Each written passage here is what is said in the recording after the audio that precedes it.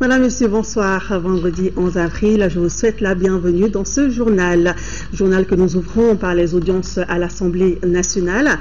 Le président de l'Assemblée nationale, Issaka Sidibé, a reçu en audience l'ambassadeur de Turquie en fin de mission au Mali et le chef de la délégation du Comité international de la Croix-Rouge. Au cours des audiences, il a été notamment question des très bonnes relations entre le Mali et la Turquie et la bonne collaboration qui existe entre la Croix-Rouge internationale et la Croix-Rouge malienne.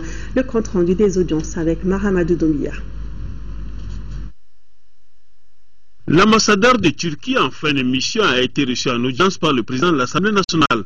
Premier ambassadeur de Turquie résident au Mali depuis 2010, l'ambassadeur Kemal est venu dire au revoir après une bonne collaboration avec notre pays. Nous avons invité Monsieur le Président de l'Assemblée nationale en Turquie. J'ai remercié le Président et à travers lui le Parlement pour votre soutien, pour votre coopération et pour votre amitié. Nous avons eu toujours le soutien des autorités maliennes pour l'ambassade. Le diplomate garde désormais de très bons souvenirs de notre pays. C'était l'humanité, c'était la tolérance, c'était l'amitié du peuple malien qui ressemble beaucoup à nos sentiments, à notre mentalité en Turquie. C'était un peuple très ouvert, très naturel pour moi. La Turquie collabore avec le Mali dans le domaine de l'éducation, la formation des officiers, l'hydraulique villageoise, la distribution des dons durant le mois de Ramadan, entre autres. La deuxième personnalité reçue par le président de l'Assemblée nationale, c'était le chef de la délégation du Comité international de la Croix-Rouge. Celui-ci a expliqué et défini la mission de la Croix-Rouge internationale qui collabore étroitement avec la Croix-Rouge malienne. C'était une première visite, expliquer au président les activités du Comité international de la Croix-Rouge au Mali, de remercier le président pour les excellentes relations que le CICR a avec toutes les autorités du Mali. Nous travaillons étroitement avec la Croix-Rouge malienne, qui est notre partenaire de préférence ici dans le pays. Beaucoup de nos activités, par exemple dans la distribution de nourriture ou d'autres assistances, sont effectuées ensemble. Pour mieux faire comprendre les attributs et les missions de la Croix-Rouge internationale, le chef de la délégation de la Croix-Rouge envisage déjà l'organisation d'un atelier pour l'hémicycle. Suite à la nomination de Moussa Mara au poste de Premier ministre, des messages de félicitations continuent de nous parvenir. L'Union pour la paix et la démocratie, UPD, le Rassemblement pour le développement du Mali, RPDM, l'Association des jeunes pour l'appui au développement de Banamba et le groupement des commerçants détaillants du Mali, tous félicitent le Premier ministre et s'engagent à l'accompagner dans sa mission. À l'issue des travaux de la 5e session du comité de pilotage, la coopération Mali-Luxembourg au développement a animé cet après-midi une conférence de presse. Présente au Mali depuis 1998, la coopération luxembourgeoise au développement n'a pas arrêté son programme, même pendant la crise que notre pays a traversée. 53 millions d'euros, soit plus de 34 milliards de francs CFA, ont été engagés dans cette coopération. Le reportage de Garibou Pérou. La coopération entre le Luxembourg et le Mali s'est établie depuis 1998, soit plus de 15 ans. Ce long partenariat a donné lieu à des actions variées. Le premier programme de cette coopération a duré jusqu'en 2007 et le deuxième prendra fin cette année. Des sommes importantes ont été engagées dans cette coopération. Nous sommes maintenant à une enveloppe totale pour ce programme-ci de 53,4 millions d'euros. Nous avons presque tout déboursé. Mais nous sommes encore en phase de clôture pour les derniers programmes avant la fin de l'année. En termes de développement, le Luxembourg et le Mali ont travaillé dans les domaines de la santé, de l'hydraulique, de la sécurité alimentaire, de la décentralisation et de la formation professionnelle.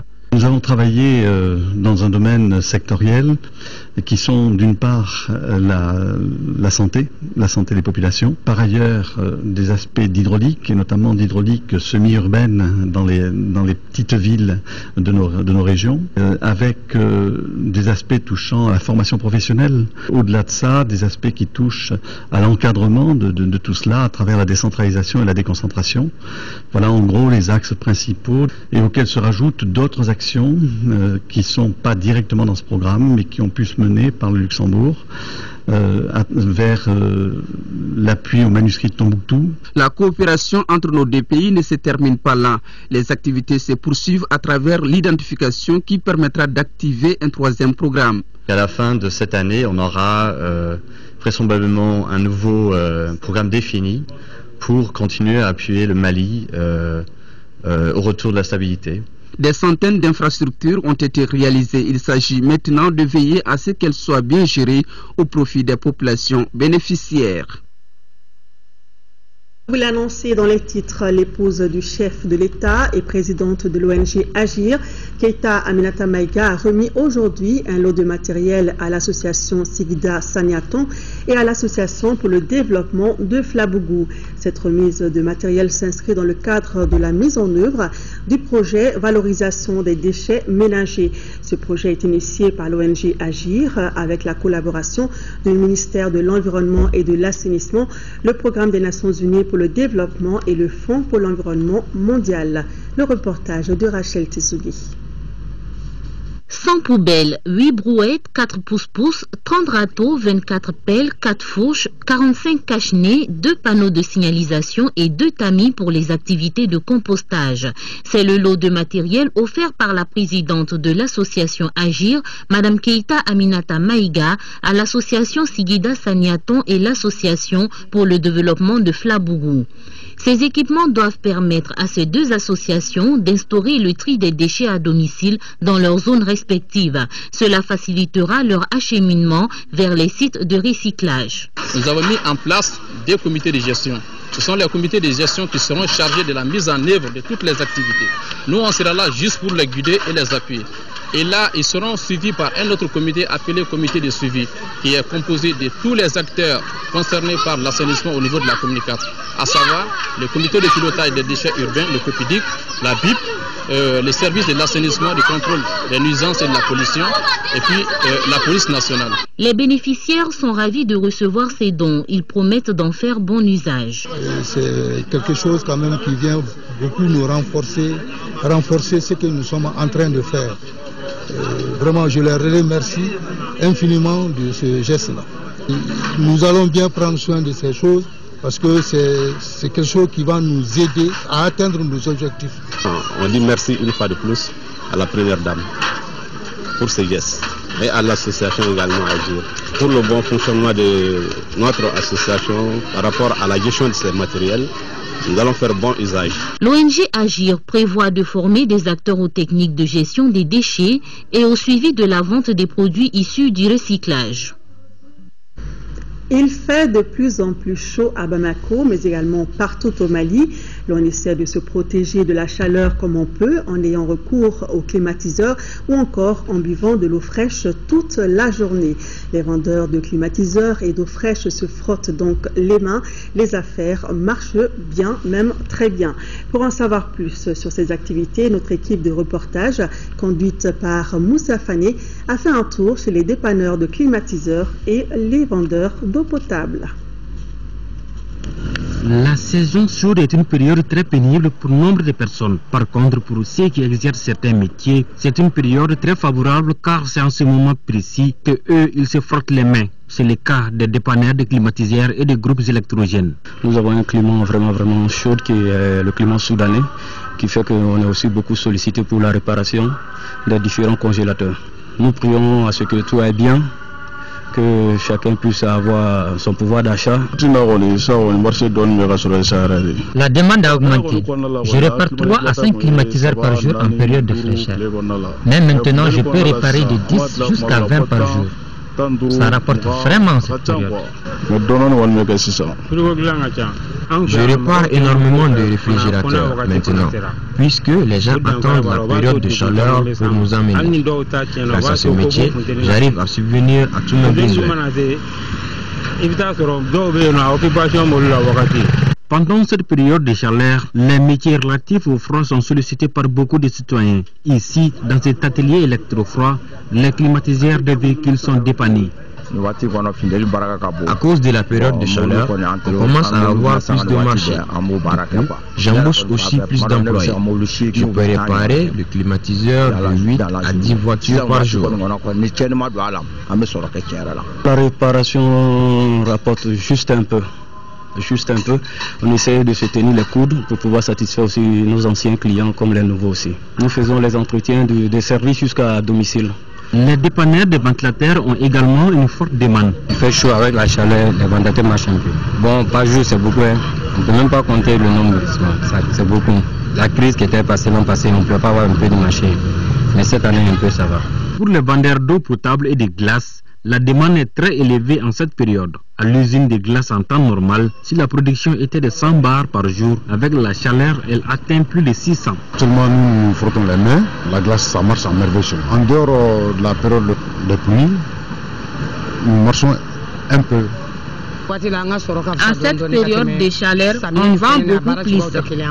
Cette période-là, la demande est augmentée, je peux dire de 100%. Parce que l'eau potable, ça marche à partir du mois de mars, avril, mai. Ces 3 mois-là que ça marche beaucoup. Il y a beaucoup de demandes. Comme on sait que Mali, ces 3 mois-là, il fait trop chaud. C'est dire que cette période de chaleur fait bouger certaines activités. Tout à fait. Et ne pas oublier de faire boire les enfants et les personnes âgées. Un tour hors de nos frontières, mais nous restons sur le continent avec un mot de solidarité entre Africains. Vous le savez, la Guinée voisine est confrontée à une épidémie sans précédent de virus Ebola. Pour l'aider dans sa lutte contre cette épidémie de fièvre hémorragique, Kinshasa a envoyé à Conakry 4 experts. La RDC n'est pas touchée par l'épidémie, mais souhaite parer à toute éventualité. La République démocratique du Congo n'est pas touchée à ce jour par l'épidémie de fièvre Ebola apparue il y a 3 mois en Guinée. Mais les autorités de Kinshasa, conscientes du danger, se préparent à toute éventualité. Lors d'une réunion de crise, le ministre de la Santé a appelé au renforcement de la veille sanitaire aux frontières, mais aussi à l'intérieur du pays. Les épidémies d'Ebola surviennent parfois dans plusieurs pays au même moment. Donc, nous ne pouvons pas dire que nous sommes à l'abri d'une épidémie qui peut survenir de l'intérieur. Les frontières terrestres sont très difficiles à contrôler, mais les aéroports feront l'objet d'une vigilance sanitaire toute particulière. Le pays n'est pas en épidémie, mais pendant cette phase, il nous est permis d'être vigilants. Donc nous venons pour augmenter le seuil d'alerte, le seuil de vigilance, et à commencer par le point d'entrée qu'est l'aéroport international d'Ndjili. Le virus Ebola a été identifié pour la première fois en 1970 dans l'ex-Zaïre et le pays a connu depuis plusieurs flambées du virus Ebola. Fort de cette expérience, l'Institut national de recherche biomédicale basé à Kinshasa a décidé d'envoyer 4 experts en Guinée placés sous la supervision de Jean-Jacques Mouyembe, un virologue congolais de renom. Il faut que cette épidémie soit maîtrisée, soit contrôlée par les Africains avant tout. C'est ça que l'OMS, n'est-ce pas, est en train de promouvoir, de promouvoir cette capacité africaine, nationale et même internationale dans la lutte contre, n'est-ce pas, les épidémies. Du matériel de prévention et de lutte contre l'épidémie arrivé de l'étranger a commencé à être stocké pour parer à toute éventualité. Actualité internationale toujours, malgré les grands risques encourus et les campagnes de sensibilisation, les clandestins sont de plus en plus nombreux à tenter l'aventure dans la direction de Lampedusa via la Libye. Très souvent, les embarcations chavirent. Si certains sont repêchés par la police des côtes italiennes, tous n'ont pas cette chance. Avec le retour des beaux jours, le flux de migrants clandestins qui s'aventurent à traverser la Méditerranée s'est à nouveau amplifié. Les gardes-côtes libyens ont appréhendé jeudi 5 embarcations et sauvé 78 personnes d'un bateau en train de couler. Au total, ce sont 400 migrants africains qui ont été ramenés à terre ces 2 derniers jours. Nous avons reçu il y a 2 jours des informations concernant des embarcations en mer remplies d'émigrants illégaux se dirigeant vers l'Italie. Il y a des gens du Nigeria, du Ghana et d'ailleurs, il y a ici 46 personnes de nationalités différentes. Objectif des migrants, accoster sur Malte ou sur l'île italienne de Lampedusa au large de la Sicile pour prendre pied en Europe. Nous sommes venus en Libye pour le travail. Mais la situation est telle que l'argent que nous gagnons pour l'envoyer chez nous est dérisoire. Alors on nous dit qu'en Europe, on pourrait survivre. C'est pour ça que nous traversons la mer. L'axe Libye-Italie reste en effet le plus privilégié. Les gardes-côtes italiens ont secouru et déposé au port de Trapani en Sicile 410 migrants, dont 48 femmes et 59 enfants, en majorité syriens. Ils viennent s'ajouter aux 4000 repêchés en 48 heures il y a 2 jours alors qu'ils essayaient d'atteindre la rive nord. Depuis le lancement de l'opération Mare Nostrum en octobre dernier, 20 000 vies ont été ainsi sauvées par la marine italienne. Et des dizaines de passeurs, des marchands de mort, comme les appelle la commissaire européenne aux affaires intérieures, ont été arrêtés. Retour à l'actualité nationale, le chef d'état-major général des armées maliennes et son homologue français étaient à Gao hier jeudi pour une visite de terrain. Au cours de ce déplacement, le général de division Mahaman Touré et le général d'armée Villiers se sont rendus à Ansongo, à 100 km de Gao, pour rencontrer les unités déployées dans cette localité. Il s'agissait de mieux coordonner les activités entre les différentes forces de défense engagées sur le théâtre des opérations. Le reportage de Driss Kone. Ces 2 généraux maliens et français sont en terrain connu pour avoir effectué plusieurs visites au nord. Dès leur arrivée, chacun d'eux a accordé de courtes entrevues avec les officiers des PC afférents afin d'apprendre les dernières évolutions sur le terrain. Apparemment, aucun problème. Malgré la canicule, le général de division Mahaman Touré et le général d'armée Villiers se sont rendus à Ansongo par hélico. Sur place, les unités maliennes et françaises ont présenté conjointement l'état de la situation sécuritaire et leur collaboration dans les actions menées, ce qui cadre parfaitement avec l'objectif de la mission qui est le renforcement de la coopération entre les forces présentes sur le terrain. Le chef d'état-major des armées de France me donne l'opportunité de voir sur le terrain comment les unités se déploient, comment ils travaillent en synergie et qu'est-ce que nous pouvons faire pour, disons, faire avancer l'objectif commun qui est le nôtre. Nous arrivons du Niger où nous avons participé à une réunion des chefs d'état-major du G5. L'objectif, c'était de voir quels sont les mécanismes, quelles sont les structures que nous pouvons mettre en place pour être beaucoup plus opérationnels. On s'est rendu compte que dans nos missions, lorsque nous arrivons au niveau des frontières, nous n'avons aucun contact avec les pays voisins. Je suis très heureux d'être ici à Ansongo pour cette visite aux troupes françaises et maliennes. Je crois que c'est un bon exemple de ce qu'il faut faire pour construire la paix dans cette région et apporter un peu plus de sécurité aux populations. Les résultats obtenus sur le terrain sont satisfaisants. C'est pourquoi les forces armées engagées doivent préserver à tout prix les acquis. Nous sommes dans une phase de montée en puissance de nos forces où nous avons besoin de tout l'appui nécessaire pour que nous puissions assumer ces missions-là. Donc ces contacts sont très importants. Ces missions communes, conjointes, nous permettent de passer un message commun afin que nous puissions passer aux hommes de soutien des autorités. La ville d'Ansongo est située à 100 km de la frontière du Niger et à 120 km de celle du Burkina Faso.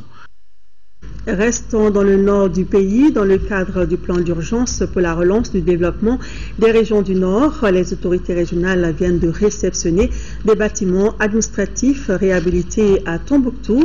Pour rappel, environ 3 milliards de francs CFA ont été mobilisés pour la reconstruction des régions du Nord. Au RTM Tombouctou, Adama Djimdi. Cette signature consacre la réception provisoire d'une vingtaine de bâtiments administratifs réhabilités à Tombouctou. D'un montant de près de 3 milliards de francs CFA, les services ainsi livrés semblent satisfaire les autorités régionales. Nous avons beaucoup avancé en ce qui concerne les travaux d'urgence. Aujourd'hui, nous sommes à la phase de la réception provisoire et au constat général, il est satisfaisant. Dans une réception provisoire, nous ne pouvons pas dire que tout est parfait, parce qu'elle se fait avec réserve, des ajustements, des portes, des raccordements au niveau des fissures, ainsi de suite. La maîtrise d'ouvrage déléguée est confiée à l'AGTIER qui est rigoureuse sur les délais et la qualité de nombreux chantiers en cours. Nous avons environ 16 bâtiments administratifs et services techniques qui sont en cours de réhabilitation ou en cours de construction. Également, il y a la prévision d'acquérir des mobiliers, des équipements logistiques, c'est-à-dire motos, véhicules et même des équipements biomédicaux pour le centre de santé de référence de Diré et l'hôpital de Tombouctou. Un constat agréable aussi, on a remarqué que sur les entreprises qui ont eu à intervenir, qui sont au nombre de 13, 8 entreprises sont de la région. Et ça, c'est vraiment louable pour le développement de la région. Ces bâtiments flambants neufs offrent un cadre idéal de travail et doivent bénéficier d'un entretien approprié à la dimension des fonds investis. Retour dans la capitale, circuler à Bamako est devenu au fil des années un véritable casse-tête pour les usagers. L'arrivée des tricycles moteurs dans la circulation a davantage compliqué les choses. Les motos à 3 roues, appelées avec humour Gonibala, ont envahi la capitale à tel point qu'il est difficile de les éviter en ville. Mais quel est le statut de ces engins devenus encombrants en si peu de temps? Nyanya Alou Traoré enquête.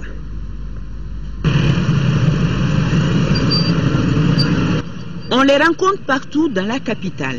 Chargés parfois de marchandises, les tricycles font aujourd'hui partie intégrante de la circulation bamakoise.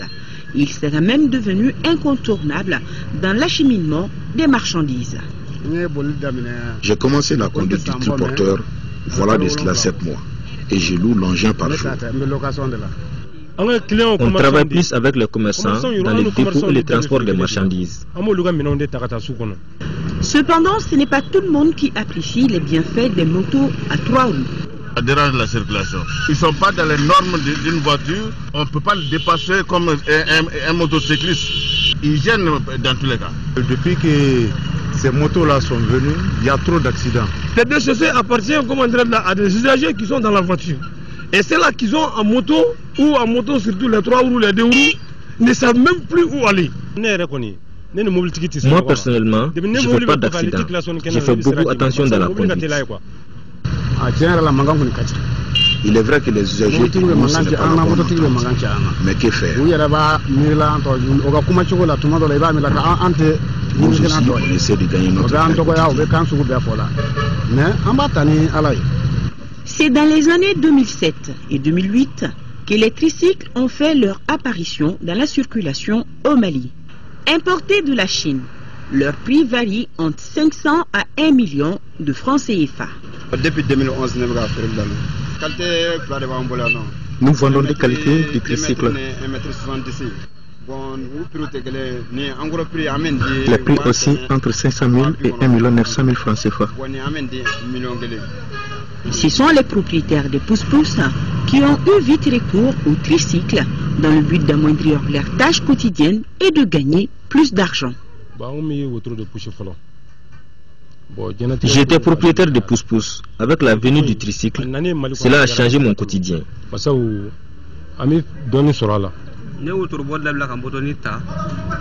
J'étais aussi propriétaire de pousse-pousse.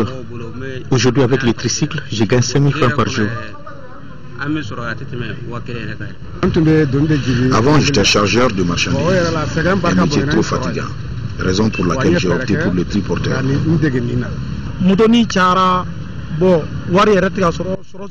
Aujourd'hui, nous gagnons très peu dans le métier, car il y a beaucoup de personnes qui se sont mises aussi dans le circuit. Au niveau de la Direction nationale des transports terrestres, fluviaux et maritimes, le sujet fait débat. Le motocycliste, là, c'est des véhicules. C'est comme une moto à 2 roues, c'est un véhicule. C'est comme un véhicule à 4 roues, c'est un véhicule.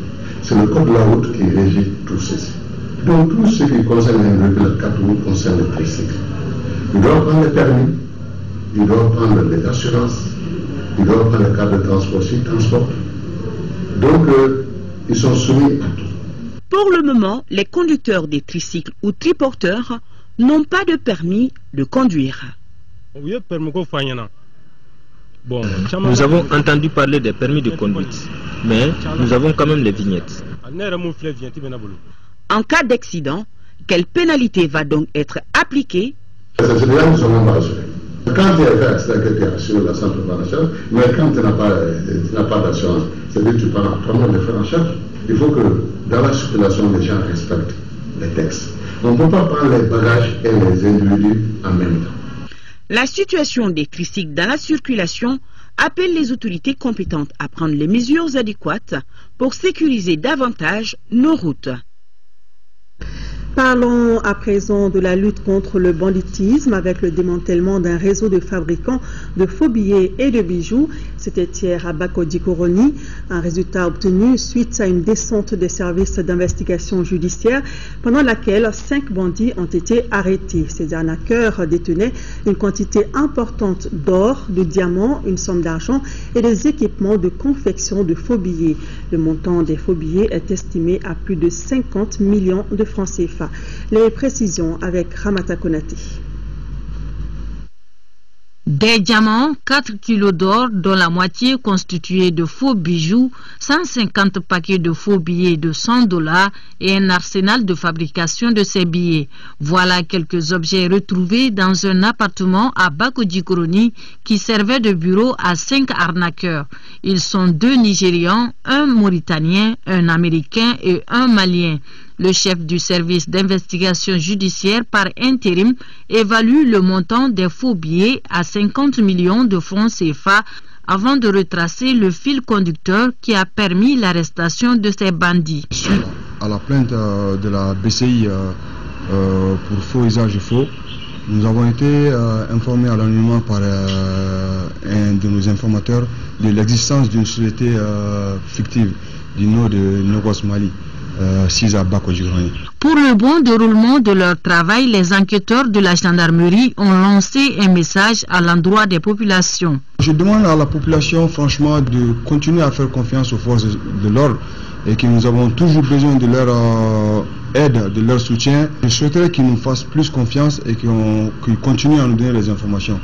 Parce que ces gens-là sont parmi eux, c'est la population qui cherche toujours à nous informer pour que justice soit faite. En attendant, les investigations se poursuivent pour mettre la main sur les autres réseaux de malfrats qui arnaquent les citoyens, a conclu le chef du service d'investigation judiciaire de la gendarmerie par intérim.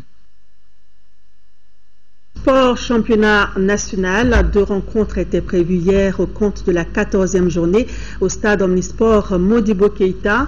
En première rencontre, la Somme a créé la surprise en battant le Djoliba AC 1-0. S'agissant du match AS Real ASB, il a été interrompu à la 7e minute pour coupure d'électricité. Le point avec Aldumatina. Si la rencontre AS Real de Bamako et Association sportive de Bamako n'a pas pu aller à son terme pour cause de coupure d'électricité, par contre, le match Association sportive olympique de Misra en bleu et Djoliba Athletic Club est allé jusqu'au coup de sifflet final. Et c'est la Somme qui crée la sensation en l'emportant 1-0. À la 88e minute, le gardien de but Djolibis, Chekmar Batili, relâche le ballon devant le joueur de la Somme, Youssouf Ba, qui ne pouvait demander mieux. 1-0 pour la formation de Misra, qui met ainsi fin à la belle série des Rouges de Bamako, qui ont brillé dans cette partie par leur impuissance, devant une voyante équipe de la Somme, qui aura tenu jusqu'au bout. Un véritable coup de poignard administré par un ancien de la famille Rouge. J'ai fait 10 ans au Djoliba. Les enfants ont su respecter mes conduites. On verra. C'est le championnat, c'est long. C'est une course de fond, c'est pas une course de vitesse. Ça a été vraiment un coup dur pour nous ce soir. Le championnat est long. Donc on va essayer de travailler encore les erreurs qu'on a fait pour essayer de corriger cela. Je pense qu'il n'y a rien de fait. On va toujours continuer à travailler. Je pense que ça va aller, Inch'Allah. Battus lors de cette 14e journée, les Rouges ont l'occasion ce dimanche de se rassurer contre le 16 du Colomfla avant de défier l'AS Real de Bamako le week-end prochain au tour du cadrage de la Coupe de la Confédération. Le contingent togolais de la MINUSMA est en deuil. Le sergent-chef Bandi Chin Nyandi, élément du bataillon togolais de la MINUSMA Douanza, a été arraché à l'affection des siens hier jeudi 10 avril à l'hôpital de Sévaré des suites d'une maladie. Ses frères d'armes lui ont rendu un dernier hommage ce matin au cours d'une cérémonie funèbre au génie militaire. Le sergent-chef Nyandi, dont le corps a été rapatrié ce matin même dans son Togo natal, était pour ses frères d'armes un militaire exemplaire. Que la terre lui soit légère. Amen. Voilà donc le contingent togolais qui a perdu un des siens. Le colonel Mamadou Traoré n'est plus, arraché à l'affection des siens le 10 avril dernier à l'âge de 80 ans. Il a été inhumé cet après-midi en présence de nombreux parents, collaborateurs, amis et connaissances. Les officiers supérieurs de l'armée malienne, les plus hautes autorités du pays, dont le président de la République, lui ont rendu hommage. Lamine Keïta.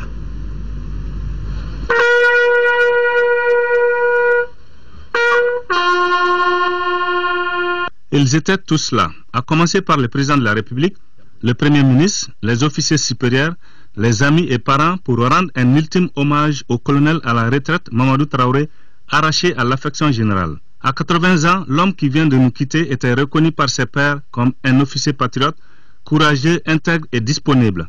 Mamadou Traoré était un bon collaborateur, un officier digne d'intérêt, patriote. Et surtout ce que je retiens de lui, c'est son sérieux, son honnêteté, sa loyauté. Quand il était chef du matériel à l'état-major terre, ce grand service de l'armée de terre, et bien Mamadou Traoré à tout moment était prêt à vous donner les positions de toutes les pièces et de tous les renseignements dont vous pouvez avoir besoin pour des fins opérationnelles. Nous perdons un bon compagnon d'armes. Après ses études à l'école d'enfants de troupes, il s'engagea comme volontaire dans l'armée française en 1953. Il fit des stages de formation au corps des blindés et des groupements d'artillerie mixtes pour passer au grade d'officier. Il servit dans plusieurs parties du pays avant de retourner à Bamako, occuper les fonctions de chef de la chaîne de logistique au 4e bureau de l'état-major de l'armée de terre jusqu'à sa retraite en 1991. Ses amis et collaborateurs retiennent de lui un homme socialement irréprochable. Le colonel Mamadou Traoré, c'était un ami, un frère, un aîné. Mais je peux, s'il faut encore annoncer plus fort, je peux le considérer comme un père. Le colonel a tout fait pour ce quartier. Vraiment, ce que j'ai vu ce soir, on ne pouvait s'attendre qu'à ça. Commandeur de l'Ordre national du Mali depuis 2005, le colonel à la retraite Mamadou Traoré repose désormais au cimetière de Lafaybougou. Il laisse derrière lui une veuve et 14 enfants affligés. Dors en paix, mon colonel. Amen. Que la terre lui soit légère. Merci à vous. Passez une bonne soirée sur le RTM. Bonsoir.